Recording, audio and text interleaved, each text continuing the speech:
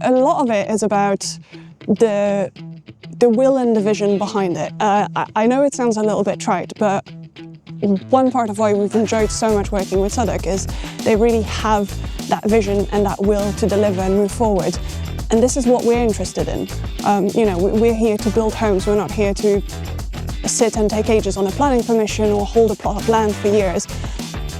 We are fundamentally a construction company with a development arm, and we want to get there and build. And then they'd already started setting up the planning permission, so we went along on that journey with them. And from the time we were selected to being on site, there was less than a year. Hello, I'm Toby Fox from 1.5 Million New Homes, the Local Government Challenge, sponsored by Redloft and Bouygues UK and Mount Anvil and Waits Residential and HTA Design. And every month I'm visiting a different council to find out what works and what has to change to get more homes built. And this month I've come to the London Borough of Southwark, and I'm going to meet Manon from Bouygues UK. Tell us who you are and why you've brought us here. Hi, so I'm Manon Smits. I'm a development manager for Bouygues Development, the development team of Bouygues UK, and we are the development partner for Southwark Council to regenerate the Tustin Estate, which is where we are. Okay. And it's an amazing project because we're working on a live estate with a really vibrant, very embedded community, and we're really working with them to build them new replacement homes and densify the estate to create some much needed new housing here. And this is what you would say is special about this development, isn't it? It's about the engagement that you have with the community that already live here. Yeah, it's about having delivering really a best-in-class resident-led regeneration where we work with the existing community to densify and add new homes without disturbing people. Okay, and so best-in-class, give me some examples of what best-in-class means. So best-in-class, respecting local people's wishes, delivering high-quality new homes, delivering new green spaces, and really minimising disturbances, noises, anything negative about it. Isn't that what all regeneration should be doing anyway? What's special about that? Certainly, but I'd argue not everyone delivers it. So it's about really committing to that vision. I'd certainly say this is the project that I've done the most resident engagement on, and I haven't seen that level in any of the other projects I've worked on. And here with Southwark, we're really committed to this, and we're spending our time every week almost talking to residents and making sure we bring people along. We take into account their wants for the estate. We make sure we're very conscious of the impact we're having here. And in a practical sense, what lessons would you pass on to other local authorities about the way in which you've engaged with local residents? What sort of things have you done that are great ideas that everyone should be doing? I think just taking the time to spend it with people really is making ourselves accessible. We've got monthly drop-in sessions where the whole project team, the council, the advisors, Bouygues, the contractor, the development team, everyone comes together, sits in the community hall just down there for 4 hours, and residents can just pop in and ask any questions they have. And every month we have a bit of a theme to update them on what's going to happen, ask them their view on some of the works and what their preferences are for some of the design elements. So that's been a big part of it. And then from the start, Southwark did a great job with the residents in defining a residents' manifesto for the redevelopment, and that's guided the development and the design throughout, and we've really worked to that document, Southwark and all their partners, including us. And what are the questions that they ask you when they turn up to those drop-in sessions? What sort of things come up? A lot of it is, when I can get through that road that you've blocked up for utility works again, and where can I park while you're disturbing all this estate? It's all the stuff that goes on in a regeneration project of this scale. You're going to disrupt a lot of lives. Exactly, but it's the practical stuff and being willing to take that on and really be on the ground and not say, oh, we're coming over here with our big boots and we're going to do what we want. It's saying, okay, we're intruding into people's lives and we're building for them. What do they want input on and what do they need to know, and just giving them that access. So the consultation with residents is only part of what you have to do to build all of this. Tell us what else is so difficult about it. Why does it take so long to do regeneration? A lot of it is about the will and the vision behind it. I know it sounds a little bit trite, but one part of why we've enjoyed so much working with Southwark is they really have that vision and that will to deliver and move forward. And this is what we're interested in. We're here to build homes. We're not here to sit and take ages on a planning permission or hold a plot of land for years. We're fundamentally a construction company with a development arm, and we want to get there and build. So for Tustin, we went through a really fast process where Southwark picked a fast procurement route. They knew what they were looking for in a partner. They selected for that. And then they'd already started setting up the planning permission. So we went along on that journey with them.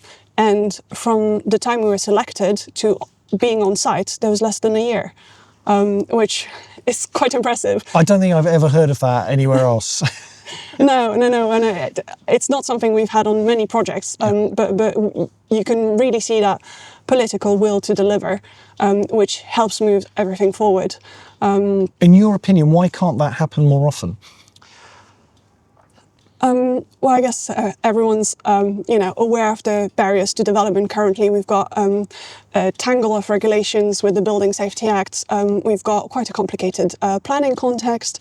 Fewer and fewer sites available that are all more and more complicated with, more constraints. So I guess pulling everyone together, you do need that energy. And unless everyone's really committed and really clear on the priorities, it doesn't happen, because you'll always have to make compromises. You'll always have to, perhaps sacrifice something you were hoping to get, but you can't to get that speed up delivery and actually get on the ground and have those new homes. So councils tell us that there are, 10 huge challenges to delivering new homes that would have, if they were solved, would have the biggest impact on housing delivery. And they're things like viability, grant, finance for housing, but also things like capacity and resources, planning. What are the things that you see as a developer as the biggest challenges? I think absolutely all of these are challenges. What solves a lot of this is if you have certainty that everyone involved wants to move forward. Mm-hmm. What really kills a project is if we are hesitating on, are we going ahead, are we not? Because if you create that certainty that we go ahead, then you can face all those challenges as a team, and there's always solutions, right? But say, this project was made in part possible through GLA grants, mm-hmm. but if the GLA hadn't been able to give Southwark the certainty that there would be grant funding available and it would be at this level for the project, Southwark wouldn't have had the certainty to move forward. And they wouldn't have been able to tell us, look, you definitely have a project, put a team together, get everyone ready, we want to be on site in a year, we want to be building in a year. But that message was there really clearly, and we didn't have hesitation on this project. So I think maybe that's the biggest element, is just getting everyone aligned and buying in from the start and being committed from the start. And then you'll get the buy-in from Bouygues, absolutely, but I'm sure from everyone else, if you tell people there is a project, they will be there. And it goes back to what you were saying before about understanding that organisations like Bouygues are contracting machines, building machines, and they've got lots of parts in them, lots of people, and if you're not building something, those people have to down tools and leave the company and go somewhere else. Yeah. So you need to keep the machine moving, you need to keep building. Absolutely. Yeah. Especially with the skills shortage we're in at the moment, it's absolutely key to keep our most skilled people on sites. People like you want to be busy. Absolutely. I'm quite busy with Tustin. We're working on the phase 2 at the minute, just about to get on site. So tell me about the scale of Tustin. So how big is the regeneration? So it's a 4-phase master plan, mm-hmm. 700 new and replacement homes. It's not the whole estate. There's some buildings that have been kept and refurbished, and that was all decided with residents as well at the start. The residents are delighted with their new homes. We've had some really positive feedback about the quality of the apartments. They can't believe it's council homes, and frankly, that's what we're aiming for as well. But it's a big project. We're just handing over phase 1, which mm-hmm. was just under 200 homes, mm-hmm. and phase 2 will be around 280. We've got planning permission for that. We're about to start on site as soon as residents move into phase 1. And when it's complete, how many in total? So, well, in total, new homes will be 700. Yeah. But existing on the estate, there will be around 250 that remain. Okay, and that's over what sort of period of time, do you think? It's a Around guess. a decade. A decade, Yeah. Okay. So it just takes a long time. Yeah, it absolutely does. And, that's why it's been key for us to work with residents, because it's obviously a lot of disruption for a live community.